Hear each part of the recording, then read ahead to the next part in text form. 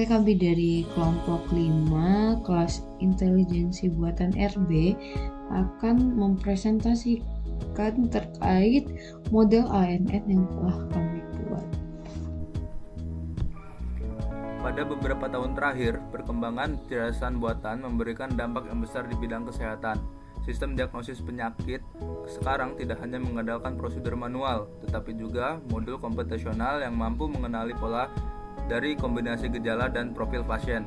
Karena itu, kami melakukan eksplorasi penggunaan Artificial Neural Network atau ANN untuk mengklasifikasikan penyakit berdasarkan dataset disease symptoms and patient profile. Dataset ini berisi berbagai gejala seperti demam, batuk, kelelahan, sulit bernapas, serta profil pasien seperti usia, tekanan darah, jenis kelamin, dan tingkat kolesterol. Karena dataset ini memiliki banyak kelas penyakit, kami menggunakan pendekatan ANN untuk mengenali pola kompleks yang muncul dari kombinasi fitur tersebut. Sebelum membangun model, dataset kami pahami terlebih dahulu.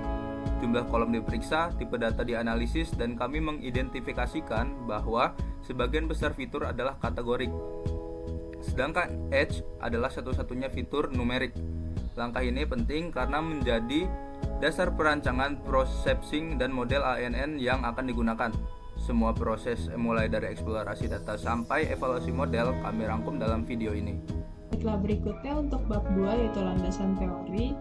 Model yang digunakan dalam eksperimen ini adalah Artificial Neural Network, tepatnya tipe Multilayer Perceptron atau MLP. ANN bekerja meniru cara neuron biologis memproses informasi. Input masuk, diproses melalui beberapa lapisan tersembunyi, lalu menghasilkan keluaran berupa prediksi kelas penyakit. Pelatihan ANN dilakukan melalui proses feed-forward dan backpropagation. Pada tahap feed-forward, data mengalir dari input menuju output. Kemudian, pada tahap backpropagation, kesalahan prediksi dikirim kembali ke jaringan untuk memperbarui bobot sehingga model semakin akurat. Dalam eksperimen kami, arsitektur ANN terdiri dari satu input layer, dua hidden layer dengan 64 dan 32 neuron, fungsi aktivasi ReLU, serta output layer dengan jumlah neuron sesuai jumlah kelas penyakit. Optimizer yang digunakan adalah ADAM, karena mampu menggabungkan stabilitas RMS-prop dan fleksibilitas ADA-grad. Seluruh proses pembelajaran dilakukan secara bertahap per epoch, dengan warm start. Ini memungkinkan kami melihat bagaimana nilai loss dan akurasi berubah dari waktu ke waktu. Pendekatan ini selaras dengan penelitian sebelumnya yang menunjukkan bahwa ANN efektif digunakan untuk pengenalan pola pada gejala penyakit maupun segmentasi data medis yang bercampur antara kategori dan numerik. Pada bab 3 itu ada hasil eksperimen dan pembahasan. Nah, eksperimen ini dimulai dengan processing dataset. Nah, di mana nilai kosong itu diisi menggunakan modus karena sebagian besar fitur adalah kategorikal. Nah, fitur numerik seperti age dinormalisasikan dengan standar scalar. Nah, sedangkan fitur kategorikal seperti fever, cough, gender, dan beberapa lainnya itu diubah menjadi representasi numerik menggunakan teknik one-hot encoding. Nah, yang dimana setelah itu data bakal dibagi menjadi 80% data latih dan 20% data uji. Nah, selanjutnya itu model ANN ini dilatih dalam 50 epoch. Pada epoch pertama, nilai loss berada pada kisaran 4,6 dan akurasinya masih sangat rendah, sekitar 0% pada data latih dan 1% pada data uji. Nah, namun seiring pelatihan berlangsung, loss-nya terus menurun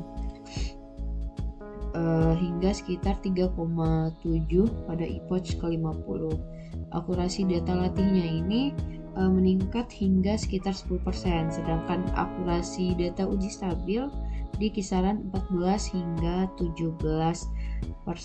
Ini bisa kita lihat sendiri untuk training per epoch-nya. Terus untuk grafik training loss kurvanya itu menunjukkan penurunan yang halus, mengidentifikasikan bahwa pembaruan bobot berjalan dengan stabil. Nah, sementara itu kita juga bisa lihat di sini grafik train versus tes akurasinya, yang dimana menunjukkan kalau model ini mampu buat mempelajari pola dasar dari data meskipun belum cukup kuat untuk mencapai akurasi tertinggi. Pada tahap evaluasi, kami menggunakan confusion metric dan classification report. Nah, hasilnya ini cukup menarik. Modelnya cukup baik dalam mengenali penyakit yang frekuensi kemunculannya itu besar. Kalau kita lihat di sini, itu sebentar masih loading itu.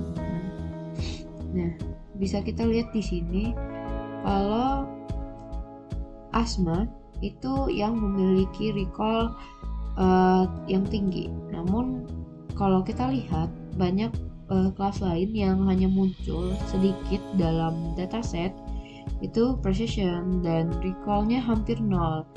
Ini wajar karena dataset sangat tidak seimbang. Beberapa penyakit hanya muncul satu ataupun dua kali. Nah, kondisi ini membuat model sulit untuk mempelajari pola dari kelas minoritas. Nah, kalau kita lihat secara keseluruhan, model ini mencapai akurasi sekitar 14%. Angka ini memang belum optimal, tetapi sesuai konteks dataset multi-kelas ini dengan distribusi tidak seimbang, hasil tersebut masih bisa dimaklumi. Eksperimen tetap menunjukkan bahwa ANN mampu menurunkan loss belajar pola dasar serta memberikan prediksi terbaik yang bisa dicapai dengan kualitas data yang tersedia. Ini buat confusion matrix-nya. Di sini juga ada tabel ringkasan yang sudah kami buat. Terus ada tren akurasinya, ada tes akurasinya. Terus ada grafik training loss-nya dan lain-lain.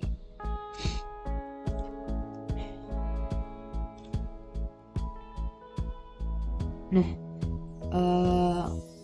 untuk kesimpulannya, berdasarkan eksperimen yang telah dilakukan, ANN ini terbukti dapat diimplementasikan untuk segmentasi gejala penyakit dan profil pasien. Nah, model ini juga mampu untuk mempelajari hubungan non-linear antara gejala dan penyakit, bahkan dalam kondisi dataset yang kompleks dan tidak seimbang. Nah, namun performa prediksinya masih terbatas, terutama karena sedikitnya data per kelas penyakit. Nah, walaupun demikian, eksperimen ini bisa berhasil membuktikan dan memberikan pemahaman menyeluruh mengenai bagaimana memilih fitur, melakukan processing, membangun arsitektur ANN-nya, terus memonitor proses pelatihan, serta untuk mengevaluasi hasil model menggunakan grafik dan confusion match tadi. Nah, untuk penelitian selanjutnya itu bisa peningkatan dapat dilakukan dengan memperbesar dataset ataupun menambahkan regulasi, atau juga bisa mencoba algoritma lain seperti random forest atau gradient boosting. Nah, eksperimen ini juga menegaskan bahwa ANN tetap menjadi salah satu pendekatan potensial dalam mendukung keputusan medis, terutama pada kasus berbasis gejala yang membutuhkan identifikasi pola yang kompleks. Sekian dari kelompok kami, saya sudahi. Terima kasih.